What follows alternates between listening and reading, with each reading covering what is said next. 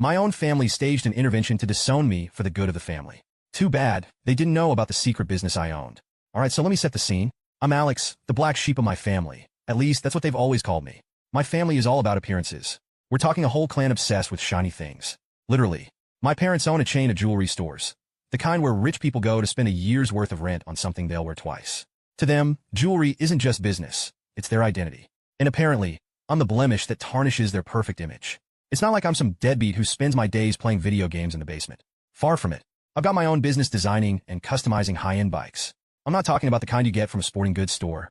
These are handcrafted, sleek machines with insane attention to detail. Bikes that cost more than some cars. My clients? CEOs, celebrities, and collectors who want something one of a kind. But here's the thing, I keep a pretty low profile. I don't drive flashy cars or wear overpriced watches.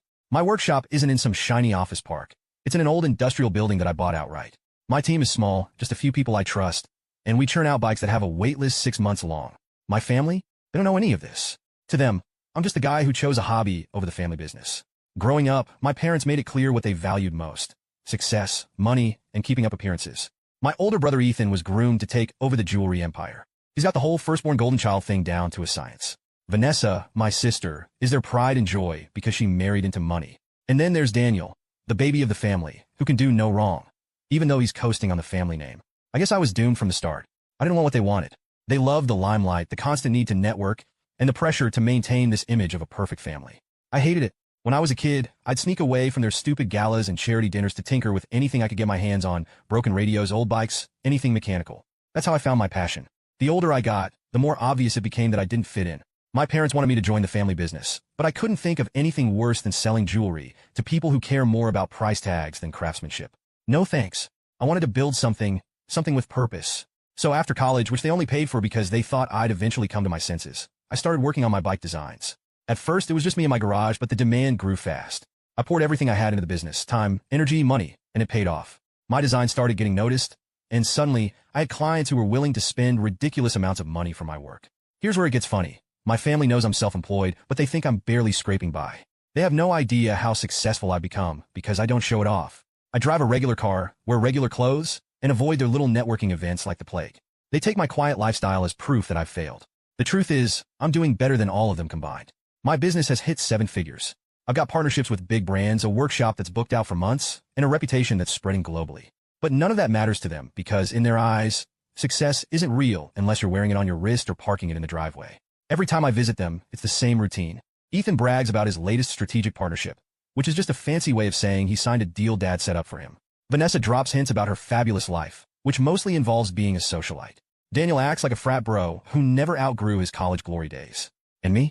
I get the polite fake smiles and passive-aggressive comments about my potential. Still working on those bikes? Dad will ask in that tone that screams disappointment. Yeah, I'll say, keeping it short because there's no point in explaining myself. One time, Vanessa straight up asked if I needed help finding a real job. I laughed and told her I was good, but she gave me this look like she'd just done me a favor by suggesting it. The worst part is they don't even ask about my business. Not really. They assume it's a phase I'll grow out of, like I'm some teenager who doesn't know what he's doing. It's insulting but also kind of hilarious. They're so wrapped up in their own world, so convinced that their way is the only way, that they don't even see what's right in front of them. I've kept my success to myself for a reason. It's not that I'm hiding it. I just don't feel the need to prove anything. My work speaks for itself. The people who matter know the truth. My clients respect what I do. My team is incredible, and I built something I'm genuinely proud of. I don't need their validation, and I definitely don't need their approval. But the thing is, they're not content to let me live my life. They've been dropping hints, subtle comments about how my choices reflect on the family. Apparently, not being a part of the jewelry business is some kind of betrayal.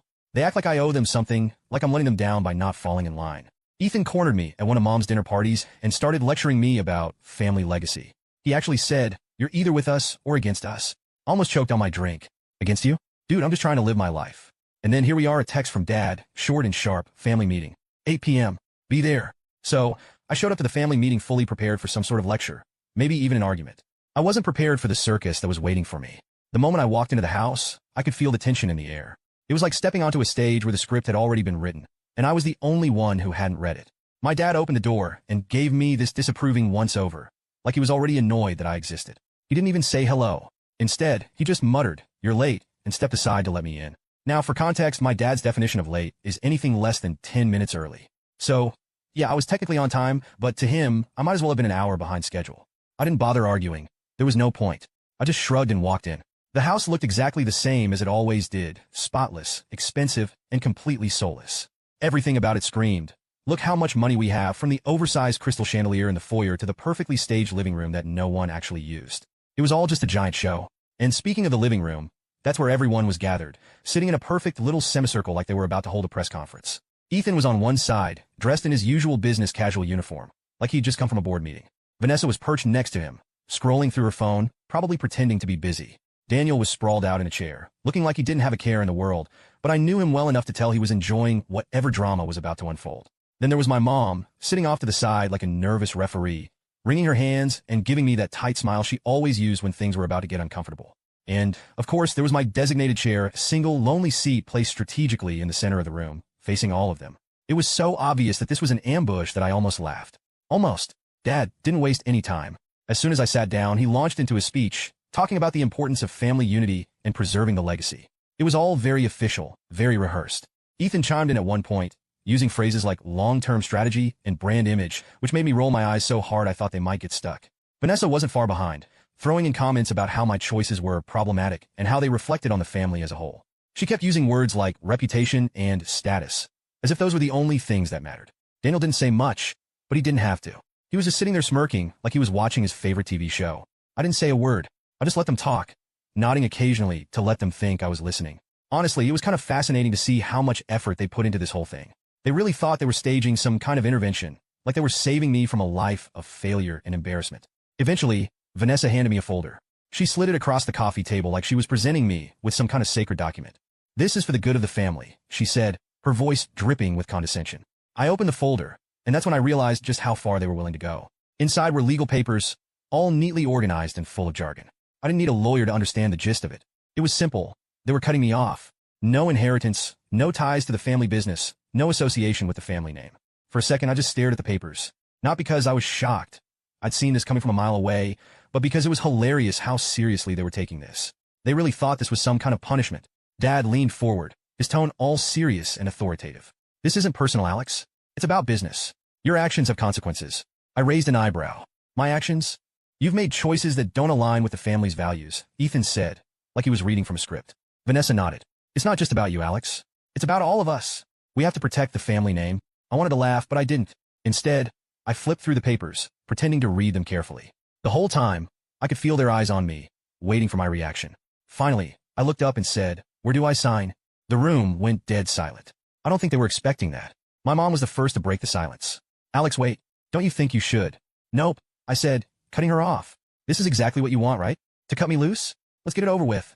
Vanessa blinked, clearly thrown off. "It's not about cutting you loose. It's about setting boundaries." "Boundaries," I repeated, smirking. "Sure, let's call it that." Dad gestured to the bottom of the page. "Just sign there?" So I did. I grabbed the pen, scrawled my name at the bottom, and handed the folder back to Vanessa. She looked like she didn't know whether to be relieved or insulted. "Is that all?" I asked, standing up. Dad frowned.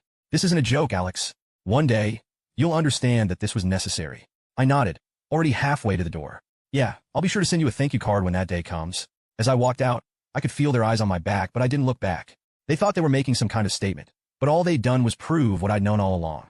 They didn't understand me, and they never would. When I got back to my workshop that night, I didn't feel upset or defeated. Honestly, I felt relieved. That family meeting was just confirmation of something I'd known for years. I wasn't one of them.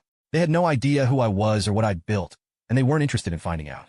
I flicked on the lights in my workshop, and the hum of the fluorescent bulbs was more comforting than anything I'd felt sitting in that over-decorated house. The space was my sanctuary, walls lined with tools, shelves stacked with custom parts, and rows of partially built bikes waiting for me to bring them to life. It was all mine, built with my own two hands. My assistant Ben was still there, finishing up some late orders. He looked up as I walked in. "Hey, how'd it go?" he asked, wiping his hands on a shop rag. "They disowned me," I said casually, dropping my bag on the workbench. Ben blinked. "Wait, like officially?" "Yep," I said, grabbing a half-finished frame from the rack and inspecting the welds. "Signed the papers and everything. I'm no longer part of the family." Ben let out a low whistle. "Damn. You okay?" I shrugged. "Honestly, yeah. They think they cut me off, but I'm the one who's been carrying them emotionally for years." They did me a favor. We worked in silence for a while, the only sounds coming from the buzz of tools and the occasional clang of metal. It was peaceful, the kind of peace I'd never felt around my family. A couple of hours later, I logged into my business dashboard, and the numbers were enough to make me smile. Orders were through the roof. One of our recent designs had gone viral in a niche cycling community, and now people were practically throwing money at us. Custom requests, bulk orders from international clients, even inquiries from a couple of big-name brands wanting to collaborate. It was overwhelming in the best way. My inbox was flooded with emails, and while most were business-related, there were a few that stood out. One was from a journalist who wanted to write a feature on me for a lifestyle magazine. Another was from a professional cyclist who wanted a custom bike for their next competition. And then there was the one that made me pause. A private client offering an absurd amount of money for a one-of-a-kind design. I leaned back in my chair and laughed. My family thought I was wasting my life tinkering with bikes, but this tinkering was bringing in more money than their jewelry business ever would. The thing is, I never cared about the money. Don't get me wrong, it's nice to be financially stable, to not have to worry about bills or debt. But that wasn't why I started this. I started it because I loved it. Because I wanted to create something with my hands, something that was both functional and beautiful, something that mattered. The money? That was a nice bonus. And the best part was it let me keep building without compromise. I didn't have to answer to anyone, not investors, not shareholders, and definitely not my family. The next morning, I met with Josh, my business partner, at our favorite diner. Josh is one of those people who's always 10 steps ahead of everyone else. He's the reason we've been able to scale the business so quickly. All right, he said, sliding into the booth across from me. What's the plan? For what? I asked, sipping my coffee. For dealing with your family, he said. They're going to come crawling back eventually. You know that, right? I shrugged. Let them. I'm not going to waste my energy worrying about them. I've got bigger things to focus on. Josh smirked. Fair enough. Speaking of bigger things, we need to talk about this. He pulled out his laptop and showed me an email from one of our suppliers. They were offering us an exclusive deal on some new materials, but we'd have to commit to a larger production run than usual. Can we handle it? I asked. Easily, Josh said. With the orders we got coming in, we could double our output and still have room to breathe. This is a no-brainer. Do it, I said. Josh grinned. Done. As the weeks went by, things only got better. The magazine feature came out, and it was a game-changer. The journalist wrote this glowing article about how I'd turned a passion for bikes into a thriving business, complete with photos of our workshop and some of our best designs. The response was insane. Orders tripled overnight, and our social media accounts exploded with new followers. We had to hire 2 more people just to keep up with the demand. Ben, who'd been with me since the garage days, started training the new hires while I focused on designing our next big project. It was exhausting, but in the best way. Every now and then, I'd think about my family, not in a sad or nostalgic way, but more like curiosity. I wondered if they'd seen the article or heard about the business. Part of me wanted them to know, just to see the looks on their faces. But another part of me didn't care. I was too busy building something real, something they'd never understand. One day, I got a call from a company that made high-end outdoor gear. They wanted to collaborate on a limited edition bike for their next product line. It was the kind of partnership that could take us to the next level, and I couldn't say yes fast enough. Josh and I spent weeks hammering out the details, working late nights to make sure everything was perfect. By the time the prototypes were ready, I knew we had something special. The launch was a massive success. The bikes sold out within hours, and the buzz around the collaboration put us on the map in a way we'd never been before. Suddenly, we weren't just a small niche business, we were a brand. And through it all, my family was silent. Not a call, not a text, nothing. I didn't know if they were ignoring me, or if they were just clueless about what I was doing. Either way, it didn't matter. Their silence didn't last long, though. It started with a text. We need to talk. Urgent family matters. Vanessa was the first to break the silence, as I figured she would be. My siblings were predictable like that. She always liked being the peacemaker when things got messy, but her version of peace usually involved making sure everyone saw her as the voice of reason. I ignored it. Then came another one, this time from Ethan. Alex, let's meet. I think there's been a misunderstanding. That made me laugh out loud. A misunderstanding? The same guy who sat there with his perfect posture, watching me sign away my inheritance. Now thought we had a miscommunication? Yeah, sure. I didn't reply to him either. The text kept rolling in over the next few days, each one more desperate than the last. Daniel's finally showed up too, though his was just as lazy as he was. Yo, you around? Stuff's happening. Real poetic, that one. But the one that made me pause was from my dad. Come home. We need you. That was when I knew something had shifted. Dad didn't ask for things. He commanded, expected, demanded. Come home was about as close to begging as he'd ever get. At first, I wasn't sure if I wanted to respond. Part of me wanted to see just how far they'd go. But another part of me knew they'd eventually escalate. It wasn't in their nature to let things lie. They needed control, and I wasn't playing by their rules anymore. A week later, Josh and I were in the workshop when I got a call from an unknown number. Hello, Alex, a familiar voice said, overly formal. It was Ethan. We need to talk. I rolled my eyes. I got your texts. What do you want? He hesitated for a second, which told me everything I needed to know. It's about the family business, he admitted, and I could practically hear the pain in his voice as he said the words. It's not a great time for us, and we think you could help. I could help, I asked, leaning back in my chair and smirking. That's interesting. Last time we talked, I was an embarrassment to the family. My choices didn't align with your values. Remember? Alex, Ethan said, his tone shifting to that condescending older brother voice he loved so much. Let's not dwell on the past. This is bigger than all of us. I laughed. No, it's not. It's about you, Ethan, and Vanessa, and Dad. And the fact that none of you have any idea how to adapt to a world that's moving faster than you are. He tried to push back, but I cut him off. I'm busy, Ethan. If the business is struggling, maybe you should have thought about that before you decided I wasn't good enough to be part of the family. I hung up before he could respond. That was satisfying. The next move came a few days later when Vanessa showed up at my workshop unannounced.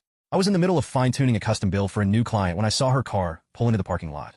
She stepped out in her designer heels and sunglasses like she was walking into some fancy boutique, not a place where grease and metal were the main decor. I met her at the door, not bothering to hide my annoyance. What are you doing here? She gave me one of her overly polished smiles. Alex, we need to talk. I'm working, I said, crossing my arms.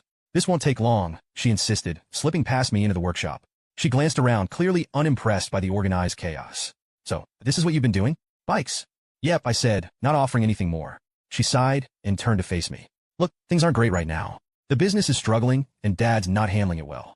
Ethan's trying to hold things together, but she trailed off, waiting for me to jump in and save the day. I didn't. Finally, she said, we need you, Alex. Those words hit differently, but not in the way she probably thought. For years, I've been the one they dismissed, the one who didn't measure up. And now they needed me. What exactly do you think I can do? I asked, leaning against one of the workbenches. You've always been good with creative ideas, she said, her tone just a little too sweet. And you've clearly been doing okay for yourself here. Okay, I said, raising an eyebrow. She flinched, realizing her mistake. I didn't mean it like that. We're in trouble, Alex. The market's changing, and we didn't adapt fast enough. Sales are down, and Dad's, well, he's too proud to admit we need help. But Ethan, and I think you could bring something new to the table. I stared at her for a long moment, letting her words hang in the air. This was Vanessa, the same person who used to laugh at my little project, the same one who once told me I was wasting my potential. And now here she was, asking for my help. It felt good.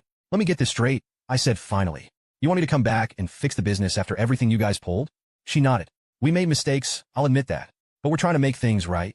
I tilted my head, pretending to consider it. You know, I'm good. Vanessa's face fell. Alex, please. This isn't just about us. It's about the legacy. Your legacy, I corrected her. Not mine. I already have something I'm proud of, and it doesn't involve begging people to buy overpriced necklaces. Her polished facade cracked for a second, and I saw a flash of frustration. But before she could say anything else, I opened the door and gestured for her to leave. Have a nice day, Vanessa. Then, a week later, Dad himself showed up at the workshop, looking more tired and worn out than I'd ever seen him. He didn't even bother with pleasantries. We need to talk, he said, his voice low and serious. I leaned against the doorframe, crossing my arms. Do we, though? He sighed and ran a hand through his graying hair. Alex, I'll admit it. We were wrong about you. About everything. The business is failing. I can't fix it. Your brother can't fix it. We need your help. I stared at him for a long moment, letting the weight of his words sink in. This was the man who'd always preached about pride and reputation, standing here now, practically begging for my help. I'll think about it, I said finally, stepping aside to let him in. And that was the moment I realized the tables had completely turned. When I told my dad I'd think about it, I wasn't planning to let them off the hook. If they wanted me to save the family business, they were going to have to sweat for it. For once in their lives, they needed to understand what it felt like to not hold all the cards. The next few days, I let them stew. No calls, no texts, nothing. I wasn't ignoring them to be petty, okay, maybe just a little. I wanted them to realize that they weren't in control anymore. They disowned me like it was nothing, and now here they were, circling back, desperate to get me on board. I wasn't going to make it easy. Josh, of course, thought the whole thing was hilarious. So let me get this straight, he said, leaning against the workbench while I fine-tuned a frame. They need you to save their business, but they haven't apologized, and they definitely haven't admitted how much they screwed up. Pretty much, I said, smirking. And you're just letting them twist in the wind? I shrugged. Feels fair. Josh laughed. Man, I wish I had your patience. I'd be rubbing it in their faces every chance I got. Oh, don't worry, I said. They'll get what's coming, but it's not going to be on their terms. A few days later, Vanessa called again. This time, I picked up. Alex, she said, sounding overly cheerful. Thanks for finally answering. I was starting to think you were avoiding us. I ignored the bait. What do you want? She hesitated, and I could tell she was trying to figure out how to phrase whatever plea she was about to make. I want to check in, see if you've given any more thought to, helping out with the family business. I've thought about it, I said. And I have a few conditions. She was quiet for a moment. Okay, what kind of conditions? I want full control, I said, enjoying the moment. Here's the deal. I'll take over the business. You'll stay on as employees. No titles, no power, just workers. You'll answer to me. Vanessa practically choked. Wait, full control? Alex, that's non-negotiable. I cut her off. If you don't like it, find someone else to fix your mess. She sputtered for a bit, trying to argue, but I stayed firm. Eventually, she said she'd talk to Dad and Ethan and get back to me. The next day, my dad showed up at the workshop again. He looked more put together this time, but the desperation in his eyes was still there. Vanessa told me about your conditions, he said as soon as he walked in. He sighed. It's a big ask, Alex. You're asking us to hand over the company that your mother and I built from the ground up. I leaned against the workbench and crossed my arms. No, I'm asking you to hand over the company that's failing because none of you know how to adapt. If you want me to save it, you have to let me run it my way. Otherwise, what's the point? He didn't say anything for a long time. I could see the internal struggle on his face. Finally, he nodded. Fine, you can have full control. But there's one condition. Here we go, I muttered. I want you to keep the family name attached to the business, he said. It's all we have left. I thought about it for a moment. It wasn't an unreasonable request, and honestly, I didn't care about the name one way or the other. Deal, I said. The real fun began after the family begrudgingly signed off on me taking full control. I didn't waste any time diving in. If they thought this was going to be some slow, gentle transition where they could argue or second-guess my decisions, they were dead wrong. This wasn't a democracy. It was a dictatorship, and I was the one holding the reins. The first thing I did after getting in charge was dismantle their precious hierarchy. Ethan had been running operations like he was auditioning for a reality show about clueless executives. His idea of leadership was yelling at people when things went wrong and taking credit when things went right. That wasn't going to fly. I called a staff meeting at the main office. All the managers, department heads, and key employees were invited. My family showed up too, but they looked uncomfortable as hell, sitting off to the side like kids waiting for the principal to yell at them. All right, I started standing at the head of the conference table. Let's get one thing straight. The old way of doing things is dead. From now on, this company runs on results, not nepotism. A few people glanced nervously at Ethan, who was glaring at me like I'd just insulted his entire existence. I pointed at the whiteboard behind me, where I'd outlined a clear strategy. We're streamlining everything. No more bloated budgets, no more unnecessary overhead, and no more outdated practices. If you have ideas, I want to hear them. If you've been stuck under layers of bureaucracy, that ends today. This is your chance to prove what you're capable of. One of the managers raised her hand. And what about the family? I smirked. They'll be held to the same standards as everyone else. No exceptions. Ethan scoffed, but I ignored him. Vanessa looked like she wanted to crawl under the table. And Daniel? Well, Daniel was half asleep, classic.